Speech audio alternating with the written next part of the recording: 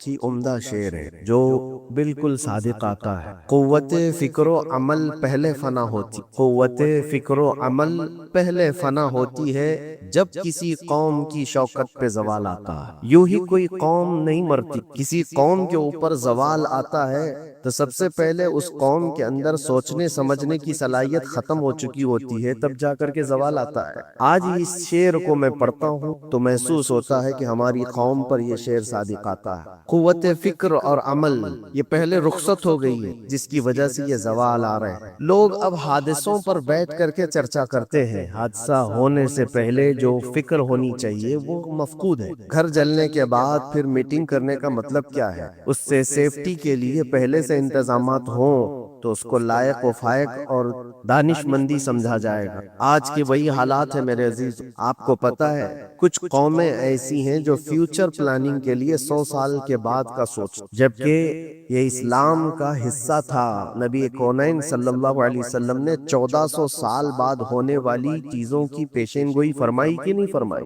اللہ کے نبی صلی اللہ علیہ وسلم نے 1000 سال بعد پیدا ہونے والی چیزوں کو پہلے سے بتایا تھا کہ نہیں؟ یہ ساری چیزیں نبی آخر الزمان صلی اللہ علیہ وسلم نے جو بتایا، مطلب یہی تھا کہ اس وقت کے لوگوں کو ضرورت تو نہیں تھی ان حالات کی، پھر بھی حضور ان کو بتا رہے تھے، صحابہ کو۔ آج جو چیزیں پیدا ہونے والی ہیں وہ رسول پاک کو پتا تھا، 1000 سال بعد ہونے والی چیزیں، لیکن اس وقت کے صحابہ کو یہ باتیں کیوں بتائی جا رہی تھی؟ ان کے حالات تو اس وقت کے نہیں تھے ویسے۔ اس کے باوجود نبی پاک صلی اللہ علیہ وسلم نے ان کو 1000 سال بعد ہونے والی چیزوں کی باتیں اس لیے بتائی کہ یہ دین اسلام فیوچر پلاننگ کے لیے کتنا ایکٹیو ہے یہ سمجھو، آگے کے لیے۔ اس لیے بتایا گیا کہ صحابہ اپنی اولاد کو اور وہ اپنی اولاد کو، وہ اپنی اولاد کو یہ بات منتقل کرتے جائیں اور آنے والے حادثوں سے پہلے سے ذہن پریپیئر رہے، تیار رہے۔ دجال کے فتنے کا ذکر کتنی مرتبہ حدیث پاک میں آئے، امت کو نبی پاک صلی اللہ علیہ وسلم نے یوں ہی نہیں چھوڑ دیا۔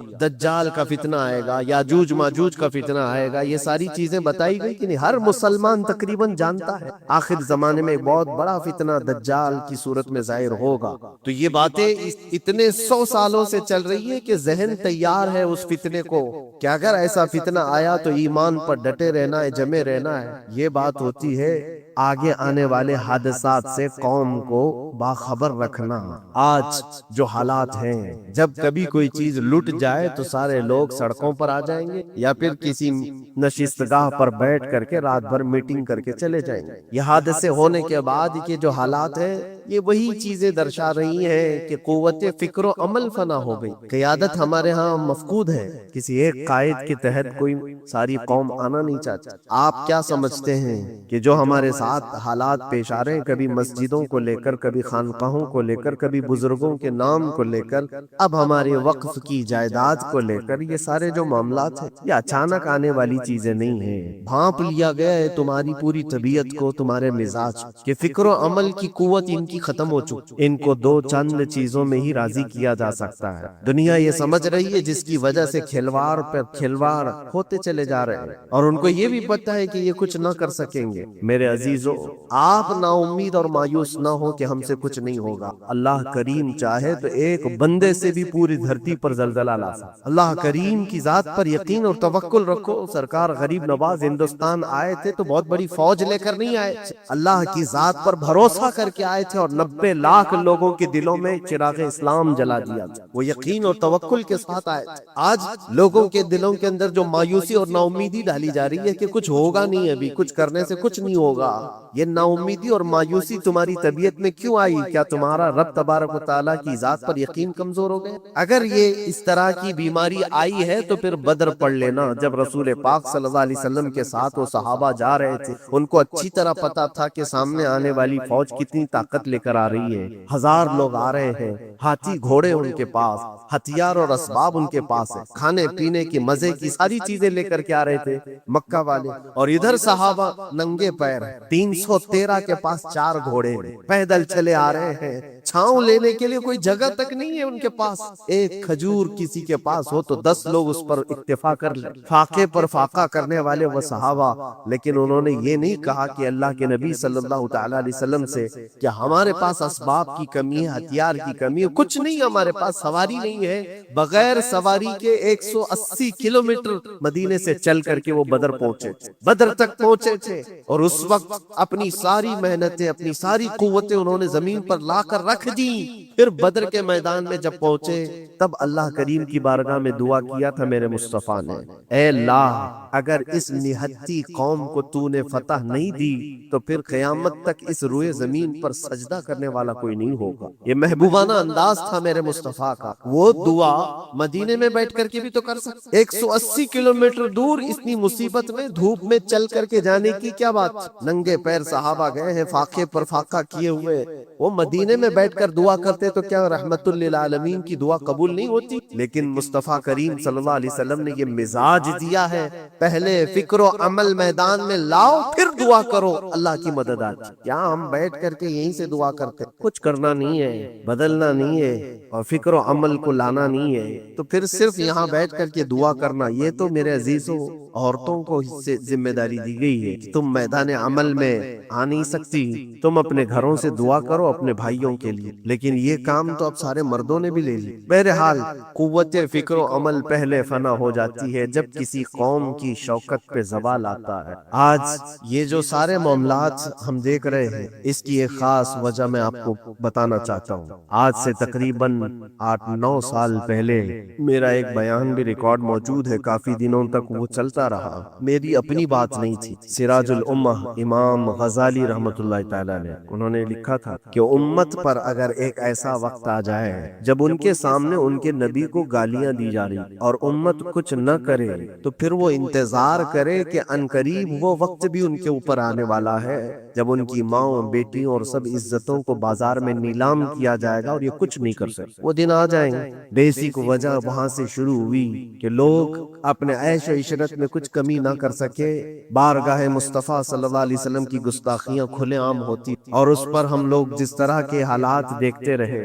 بہت سارے لوگ تو مجھ کو یہ کہتے تھے، مجھ سے یہ کہتے تھے کیا ضرورت ہے آپ کو بولنے کی، حالات دیکھ نہیں رہا. ظالمو، تم کو اگر کوئی چھوٹی سی ماں کی گالی دے دے تو تم بپھر جاتے ہو اور اس کے اوپر آسمان توڑنے کی بات کرتے ہو. اور ہم اپنے نبی پاک صلی اللہ علیہ وسلم سے کروڑوں ماؤں سے زیادہ محبت کرتے ہیں. اس رسول پاک صلی اللہ تعالی علیہ وسلم پر کوئی بھونکتا رہے اور اس کا جواب نہ دو، تم یہ کہتے ہو مصلحت ہے، حالات ایسے ہیں، تو پھر اپنا یہ لباس بدل لینا چاہیے، اپنا نام بدل دینا چاہیے. پھر اس دائرہ اسلام میں رہ کر کے مطلب کیا ہے؟ اسی لیے اقبال نے 100 سال پہلے ایک مزاج دیا تھا، ایمان ہے کیا چیز، اسلام ہے کیا چیز. تم کیا سمجھتے ہو داڑھی ٹوپی اور جبے کبے کا نام اسلام ہے؟ اسلام کیا ہے؟ اقبال نے کہا تھا کہ بارگاہ مصطفیٰ صلی اللہ تعالی علیہ وسلم کے قدموں تک اپنے آپ کو پہنچا دو، یہی دین ہے، یہی دین ہے. گر بہ نہ رسیدی تمام بو لہبیس، اور اگر تم وہاں تک نہیں پہنچ سکے تو زندگی ابو لہب کی. دین یہ ہے، آبرو ماں زنام مصطفیٰ، ہم سب کی عزت و آبرو حضور کے نام سے جڑی ہوئی، ان کے نام سے جڑی ہوئی ہے ہماری عزت و آبرو. اور تم اس نام کی حفاظت نہیں کر سکو گے تو آگے یہ سب چیزیں آنے والی جو آ رہی ہیں. لوگ آج واویلا مچا رہے ہیں. یہ بات یاد رکھنا، شیطان کبھی فجر کی نماز کے لیے اٹھا نہیں سکتا، اور اگر اٹھا رہا ہے تو پھر اس کا کوئی مقصد ہے. شیطان اور نماز آج سکتا ان کے پاس ہے، طاقت ان کے پاس ہے، حکومت ان کے پاس ہے، ڈپارٹمنٹ ان کے پاس ہے، سب کچھ جوڈیشری ہر چیز ان کے پاس ہو. وہ کیا کر رہے ہیں اس سے مجھے مطلب نہیں. میں آپ سے یہ پوچھنا چاہتا ہوں، مجھے رہزنوں سے غرض نہیں، تیری رہبری کا سوال. تم خیر امت ہو، رسول پاک کی امت ہو، تمہاری بھومکا جس کو کہا جاتا ہے، تمہاری یہاں پر زندگی کے معاملات یہ بہت زیادہ اہمیت کے حامل ہیں. تم کیسے بن سکتے ہو آج؟ اسی لیے قرآن پاک کی آیت میں نے شروع میں تلاوت کی. رب ذوالجلال فرماتا ہے ان اللہ لا یغیر ما بقوم حتی یغیروا ما بانفسہم، بے شک اللہ تعالیٰ اس وقت تک کسی قوم کی حالت نہیں بدلتا جب تک وہ قوم خود اپنی حالت بدلنے کی کوشش نہیں کرتی. جب تک اپنی حالت بدلنا نہیں چاہتے اس وقت تک اللہ تبارک و تعالیٰ نہیں بدلے. وَإِذَا أَرَادَ اللَّهُ بِقَوْمٍ سُوءًا فَلَا مَرَدَّ لَهُ، اللہ تعالیٰ کا یہ جلال جلال بھرا ارشاد تو سن۔ یہ 13ویں پارے کی سورہ رعد کی آیت۔ اللہ کریم فرماتا ہے اور جب اللہ کسی قوم کے ساتھ سختی کا معاملہ کرنا چاہے، پکڑ کرنا چاہے، تو پھر کوئی طاقت اس کو ٹال نہیں سکے گی۔ رب تبارک و تعالیٰ جب کسی قوم پر عذاب لانا چاہے تو کوئی اس کو ٹال نہیں سکے، تو بدلو۔ اسی لیے اکثر یہ کہا جاتا، میں تو اپنی تقریروں میں جو چند مجھے چیزیں یاد رہتی ہیں وہ عرض کیے دیتا ہوں، باقی مجھے شعر و شاعری زیادہ یاد نہیں رہتی، لیکن جو دل پہ لگتی ہیں باتیں وہ ذہن میں محفوظ ہو جاتی ہیں۔ کسی شاعر نے کہا تھا، جگہ جگہ کے تھک چکے ہیں تمہیں یہ ہنگامے، نشاتے لذت خواب گراں بدل ڈالو۔ کیا مطلب؟ روز ایک ایک ہنگامہ ہوتا ہے، تم کو جگا رہا ہے، اٹھ جا اے مسلمان، اٹھ جا۔ نشاتے لذت خواب گراں بدل ڈالو، لمبی نیند سونے کی جو عادت پڑی ہوئی ہے اس مزے کو بدل ڈالو۔ غلط روی سے منازل کا بعد بڑھتا ہے، مسافروں روش کارواں بدل ڈالو۔ شاعر نے کہا ہے ادھر ادھر کی لے میں چلتے رہو گے تو منزل لمبی ہو جائے گی۔ جس راستے پر تمہیں چلنا ہے اگر بار بار ادھر ادھر مڑتے رہو گے، غلط روی اس کو کہتے ہیں، غلط چلنے سے منازل کا بعد بڑھتا ہے، منزل لمبی ہو جاتی، جہاں پہنچنا تھا وہ پہنچ ہی نہیں پاؤ۔ اسی لیے شاعر کہتا ہے مسافروں روش کارواں بدل ڈالو، قافلے کے چلنے کا جو طریقہ ہے اس کو بدل لو تم۔ یہ پوری کی پوری بات ہم پر فٹ ہوتی ہے، چلنے کا انداز بدل ڈالو اے نوجوان۔ جہاں کسی کے گھر میں آگ لگی وہ دھواں اٹھ رہا ہو، اور اگر کوئی نوجوان اندر بیٹھ کر کے یہ کہتا ہو کہ یہ ساون کا موسم ہے یا پھر یہ ابر رحمت ہے، تو اس کی سوچ پر ہم کیا کہیں؟ جہاں آج پوری قوم قسم پرسی کے عالم میں ہو، امت محمدیہ کے یہ حالات آج دیکھ رہے، روزانہ دیکھ رہے، تم شیئر تو کرتے ہو، ہر جگہ شیئر کرتے ہو، اور سارے ریلز پر تم جو دیکھتے ہو ہنگامے روز،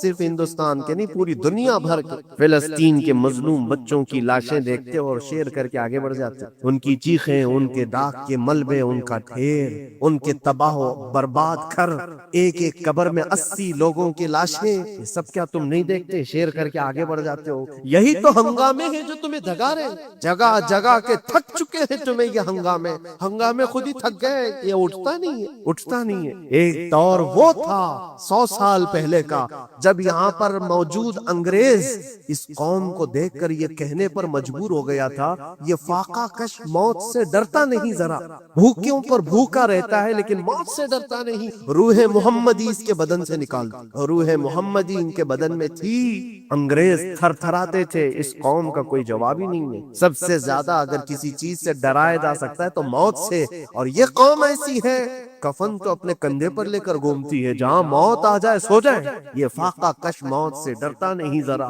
روح محمدی اس کے بدن سے نکال دو۔ یہ کس کی بات تھی؟ انگریزوں کی بات۔ اور آج حالات بدل گئے، سارا کا سارا زمانہ تم پر آج بھوکے بھیڑیا کی طرح جھپٹ پڑا ہوا ہے، اور ان حالات میں آپ سے سوال کرتا ہوں، ایک طرف تیز آندھیاں چل رہی ہیں، ایک طرف گھر کے اندر آگ لگی ہوئی، ایک طرف بھوک اور پیاس کی شدت ستا رہی ہے، ایک طرف تمہارے بھائی بہنوں کی بیماریاں ستا رہی ہیں۔ جب اتنے سارے معاملات ہو تو اے نوجوانوں بتاؤ تم کیا کرو گے اس وقت؟ رات بھر بیٹھ کر گیم کھیلو گے؟ کیا یہ گیم کھیلنے کا وقت ہے؟ اس نوجوان پر کیا یہ افسوس نہیں ہوتا کہ اس کے پوری امت کے حالات ایسے ہیں کہ بچوں کی چیخیں نکل رہی ہیں اور اس کو پب جی سے فرصت نہیں ہے، ریل بنانے سے فرصت نہیں ہے، یہ مجرے کرتا ہوا گھوم رہا ہے۔ مسجدیں ویران کیوں ہیں، خالی کیوں ہیں؟ تم نے مسجدوں کو ویران رکھا تو مسجدیں تباہ ہونے شروع ہو گئیں، دوسروں کی نظر ہونے لگ گئیں، اور اس پر لوگوں کی غلط نظریں پڑنے لگ گئیں۔ آ جاؤ اے مسلمانوں، میرے مصطفیٰ کریم صلی اللہ تعالی علیہ وسلم کی ہدایات۔ ایک بات چیلنج کے ساتھ کہتا ہوں، تمہارا نام اگر نبی پاک صلی اللہ علیہ وسلم کے نام سے جڑا ہے تو یہ چیلنج کے ساتھ میں کہتا ہوں، اس رہتی دنیا میں تمہیں پوری طاقتیں مل کر وہ عزت نہیں دے سکتی جو میرے مصطفیٰ کے قدموں کی وابستگی دے گی۔ کوئی تمہیں عزت نہیں دے سکتا، تمہیں وہیں آنا پڑے گا، اسی پوائنٹ پر آنا پڑے گا جہاں پہنچ کر کے خالد بن ولید نے عزت پائی، اسی نقطے پر آ کر جمع ہو جاؤ جہاں عمر پہنچے تھے تو فاروق اعظم بن گئے، اسی نقطے پر آ جاؤ جہاں علی پہنچے تھے تو حیدر کرار بنے۔ ہر ایک کو عزت اسی بارگاہ سے ملی ہے، اور جو کچھ بھی معاملات ہو رہے ہیں اس کی ایک وجہ یہی ہے، ناموس رسالت پر تم نے ہلکے پن کا اظہار کیا تو پھر ہمارے سارے مسئلے داؤ پہ لگ، سارے مسئلے۔ یہ تو وقف ہے، ابھی دیکھو آگے کل تمہاری اذانیں نشانے پر ہیں، تمہاری جماعت کی نمازیں نشانے پر ہیں، تمہاری مسجدیں بھی نشانے پر ہیں کہ تم اپنے گھروں پر بھی جمعہ پڑھ سکتے ہو، چھتوں پر بھی نمازیں پڑھ سکتے ہو۔ یہ سب معاملات آئیں گے، برقع، حجاب، ٹوپی، داڑھی ویسے ہی چل چکے ہیں مسئلے، ہر چیز نشانے پر ہے۔ ارے تمہارے کھانے بھی نشانے پر ہے، تم کیا کھاؤ گے، کیا بچاؤ گے، یہ بھی نشانے پر ہے۔ یہ سارے مسائل صرف اسی بنیاد پر ہے، قوت فکر و عمل پہلے فنا ہوتی ہے جب کسی قوم کی شوکت پہ زوال آتا ہے۔ اور یہ ایک بات یہ بھی میں بتا دوں، اقبال نے سچ کہا تھا، ان کے جو ہم غلام تھے خلق کے پیشوا رہے، ان سے پھرے جہاں پھرا پھر آئی کمی وقار۔ جو کچھ بھی ہوا ہے ہماری عزت و وقار میں کمی کا مسئلہ ان سے پھر جانے کی وجہ سے، نبی پاک سے تم دور ہوئے، یہ عزتوں اور وقاروں میں کمی ہے۔ عجیب سی بات نہیں ہے، یہ دوگلا پن نہیں ہے۔ میں ان نوجوانوں سے پوچھتا ہوں، نبی پاک صلی اللہ علیہ وسلم سے سچی محبت کا اظہار کرتے ہو، حضور سے اپنی جان سے زیادہ محبت کی بات کرتے ہو، لیکن جب ان کے اخلاق کی بات کی جائے تو تمہیں اخلاق ان کے پسند نہیں ہے، حضور پاک کا چہرہ نہیں پسند، حضور پاک کے لباس تمہیں نہیں پسند، تو پھر کون سی محبت کی بات کرتے ہو؟ اللہ کے رسول صلی اللہ تعالی علیہ وسلم سے تم بے انتہا محبت کی بات کرتے ہو، پھر وہ محبت کا تقاضا یہ ہے کہ تمہاری ظاہری زندگی میں بھی تو نظر آئے کچھ۔ محبت کا تقاضا یہ ہے، تم شرما جاتے ہو، دنیا کیا کہے گی مجھے، دنیا کیا کہے گی، دقیانوسی کہے گی، فنڈامنٹل کہے گی، پرانے زمانے کا کہے گی، میں چہرے پر داڑھی رکھ لوں تو لوگ مجھے پتہ نہیں کیا کیا کوسیں گے۔ تم نے دنیا کے لیے اپنے آپ کو بدل لیا، یہ نہیں سوچا کہ یہ وہی دنیا ہے جو 4 دن کے بعد میری دوستی کو لات مارے گی، اور 4 دن کے بعد مجھے قبر میں رکھ کر کے منو مٹی پر دبا دے گی، اور مجھے جانا تو ہے پھر قبر میں منہ دکھانا ہے تو اسی مصطفیٰ کو دکھانا۔ جہاں یہ نہیں پہنچ سکتے وہاں رسول پاک ہوں گے، محشر کے میدان میں جہاں کوئی سہارا نہیں ہوگا، اس وقت رسول پاک تمہارا ہاتھ پکڑ رہے ہو اور تم نے ان کا خیال نہیں کیا۔ آ جاؤ اسی نقطے پر، اسی پوائنٹ پر جہاں ہماری کامیابی مضمر ہے۔ میں صرف اور صرف اپنے بیانوں میں یہی چیز عرض کرنا چاہتا ہوں، صرف اتنا چاہتا ہوں اے نوجوانوں، جس کے نام سے تم آباد ہو اس نام کے ساتھ صحیح معنوں میں جڑ جاؤ، کیونکہ قرآن کا وعدہ ہے وَلَا تَهِنُوا وَلَا تَحْزَنُوا وَأَنْتُمُ الْأَعْلَوْنَ إِن كُنتُم مُؤْمِنِينَ۔ گھبراؤ مت، پریشان مت ہو، تم سب سے زیادہ بلند رہو گے۔ اگر اللہ نے فرمایا ہے تو یہ 100% حق ہے، اللہ نے فرمایا ہے تم سب سے زیادہ بلند رہو گے، لیکن آگے رب فرماتا ہے ان کنتم مؤمنین، اگر تم سچے ایمان والے ہو جاؤ۔ اور ایمان کس کو کہتے ہیں؟ لا یؤمن احدکم حتی اکون احب الیہ من والدہ وولدہ والناس اجمعین۔ میرے آقا فرماتے ہیں ایمان اس وقت تک کمپلیٹ نہیں ہوگا جب تک تم اپنے ماں باپ اولاد اور ساری دنیا سے زیادہ مجھ سے محبت نہ کرو۔ یہ ہے، اور اخیر میں یہی کہوں گا، ہر مسئلے کا حل، سارے تمام ایشوز کا خلاصہ، علاج ایک ہی چیز میں ہے کہ محمد سے وفا تو ہم تیرے ہیں، یہ جہاں چیز ہے کیا، لوح و قلم تیرے ہیں۔ لوگ انتظار میں ہیں، بہت سارے لوگ یہ پوچھتے بھی ہیں ہمیں کیا کرنا چاہیے، ہمیں کیا کرنا چاہیے۔ ظلم پہ ظلم ہوتا جا رہا ہے، ظالم اپنے انجام پر ضرور پہنچے، کیونکہ قرآن میں اللہ کا وعدہ ہے وَسَيَعْلَمُ الَّذِينَ ظَلَمُوا أَيَّ مُنقَلَبٍ يَنقَلِبُونَ۔ ان قریب ظالم یہ دیکھ لے گا کہ اللہ اس کو کس پلٹی پر پلٹائے گا، کس کھائی میں گرائے گا، اسے اندازہ بھی نہیں ہوگا، اس کے بنے ہوئے جالوں میں وہ خود پھنسے گا۔ ظالموں کی ایک لمبی تاریخ ہے اور ان کو بھی پڑھنا چاہیے جو آج ظلم کر رہے ہیں، لیکن تمہارا کردار کیا ہو، اس سلسلے میں جو ہمارے بچے یا نوجوان سوال کرتے ہیں کیا کرنا چاہیے۔ پہلے سب سے پہلی چیز میں یہ کہتا ہوں، جتنا کھو چکے، جتنے جا چکے ہیں اور جو اب برباد ہوا ہے، اس چیز پر منتھن کرنا، اس چیز پر بیٹھ کر میٹنگ کرنا، اس سے پہلے میں چاہتا ہوں کہ آگے ہونے والے نقصانات سے پہلے اپنے آپ کو، آگے جو بڑے حادثات آنے والے ہیں، آگے جو بڑی آندھیاں آنے والی ہیں، اس سے پہلے اپنے دروازے ٹھیک کر لو، اپنی زندگیاں سدھار لو۔ جو ہو گیا ابھی، یہ نقصان تو بہت بڑا نقصان ہے امت کا، جو کچھ بھی ہوا ہے، مسجدیں، معبدیں، خانقاہیں، مزارات، اولیاء کی ذات، بزرگوں کے نام، قرآن، اسلام، دین، یہ ساری چیزوں پر جو حملے ہوئے، لیکن آگے چل کر کے تمہارے وجود پر سوال ہوگا، تمہاری نسلوں پر سوال ہوگا، تمہارے علم دین پر سوال، تمہاری محراب پر، تمہارے ممبر پر۔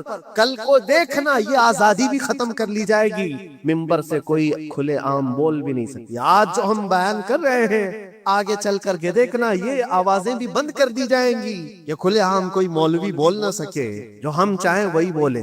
میرے عزیزو، اس وقت کے ان حادثوں سے بچنے کے لیے میں کہتا ہوں ابھی اپنے آپ کو بدل لو، مسافروں روش کارواں بدل ڈالو، اٹھو وگرنہ حشر نہ ہوگا پھر کبھی۔